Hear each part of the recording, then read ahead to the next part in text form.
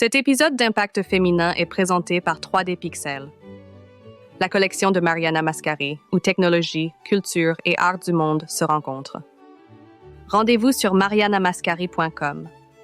En 1774, quand les femmes n'avaient aucune voix en politique, aucun siège aux tables du pouvoir, une couturière issue d'une famille pauvre franchissait les portes dorées de Versailles 2 fois par semaine, non pas pour faire la révérence, mais pour être consultée. Son nom était Rose Bertin, et elle n'a pas seulement habillé une reine, elle a inventé toute une industrie. Marie-Jeanne Bertin est née en 1747 à Abbeville, une ville textile du nord de la France. Elle était la 6e de 7 enfants. Sa mère travaillait comme infirmière, un métier presque sans statut ni salaire. Quand son père, agent de police, est décédé, la famille a sombré encore plus profondément dans la pauvreté. Mais la jeune Marie-Jeanne possédait quelque chose que l'argent ne pouvait acheter. Un œil pour la beauté et une volonté de faire pour échapper à sa condition. À 16 ans, elle s'installe à Paris avec pour seul bagage son ambition. Elle devient apprentie chez une marchande de mode nommée Mademoiselle Pagel, apprenant l'art des garnitures, des rubans et des ornements, ce qu'on appelait le métier de marchande de mode. En quelques années, elle devient si talentueuse que Pagel en fait son associée. En 1770, à seulement 23 ans, elle ouvre sa propre boutique sur l'exclusive rue Saint-Honoré. Elle la nomme le Grand Mogol, une déclaration audacieuse du luxe exotique qu'elle promettait. Les clientes aristocrates la suivent depuis la boutique de Pagel, la duchesse de Chartres, la princesse de Conti, la princesse de Lamballe. Et puis, en 1772, survient la rencontre qui changera à jamais l'histoire de la mode. Marie-Antoinette, la jeune princesse autrichienne devenue reine de France. Ce qui s'est passé ensuite était sans précédent. Marie-Antoinette abolit des siècles de protocole royal. Elle congédie ses dames d'honneur de son boudoir et invite Rose Bertin, une roturière, dans ses appartements privés. 2 fois par semaine, elles passent des heures ensemble, discutant tissus, couleurs et créations comme des amis, non comme une reine et sa sujette. Les courtisans sont scandalisés. Ils surnomment Bertin la ministre des modes avec moquerie.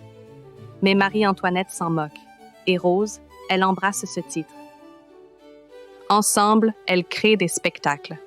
Des coiffures pouf hautes de près d'1 mètre, ornées de navires miniatures, de jardins, voire de scènes d'actualité. Quand Marie-Antoinette convainc le roi de se faire vacciner contre la variole, Rose crée le pouf à l'inoculation pour célébrer l'événement. Les robes deviennent des toiles d'expression, des montagnes de soie, plumes, bijoux et fleurs. Chaque robe coûte plus que ce que la plupart des familles françaises gagnent en 1 an. Rose Bertin ne fait pas que créer des vêtements. Elle est la première créatrice de mode à facturer autant pour sa vision créative que pour ses matériaux. Elle habille des poupées de mode, les Pandore, et les envoie à travers l'Europe pour diffuser le style français. Elle compte plus de 1500 clientes, les reines d'Espagne, de Suède et du Portugal, des aristocrates de Russie à l'Angleterre. Paris devient le centre incontesté de la mode. En 1776, quand les marchandes de mode forment leur première corporation, Rose Bertin est élue première maîtresse, la seule femme à diriger une industrie qui définira la culture française pendant des siècles. Puis vint 1789, la Révolution française. Le monde que Rose avait bâti s'effondre du jour au lendemain. Ses créations extravagantes deviennent les symboles de tout ce que les révolutionnaires méprisent. Des pamphlets la dénoncent comme une marchande corrompue du luxe. Mais Rose Bertin est une survivante. Même alors que Marie-Antoinette attend son exécution en prison, Rose lui fait parvenir des rubans et de simples retouches. Elle crée la robe de deuil noir que la reine porte après la mort de Louis XVI, un dernier acte de dévotion.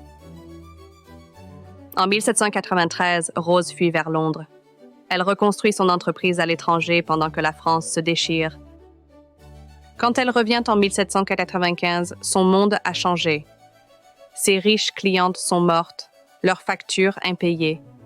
La nouvelle mode est la simplicité, tout ce à quoi l'art de Rose s'opposait. Elle ne retrouve jamais sa gloire passée. Elle transfère sa boutique à ses neveux et se retire dans un petit domaine, où elle meurt paisiblement en 1813. Rose Bertin est morte oubliée, mais sa révolution a perduré. Elle a prouvé qu'une femme sans fortune familiale, sans relation, sans titre, pouvait bâtir un empire sur la seule créativité. Elle a établi que la mode n'était pas futilité, c'était art, commerce et pouvoir réunis. Elle a fait de Paris la capitale du style, position que la France conserve encore aujourd'hui. Avant Christian Dior, avant Coco Chanel, avant Karl Lagerfeld, il y avait Rose Bertin, la première créatrice de mode célèbre, la véritable fondatrice de la haute couture. Une fille pauvre d'Abbeville qui a habillé une reine et changé le monde. Cet épisode d'Impact féminin vous a été présenté par 3D Pixel.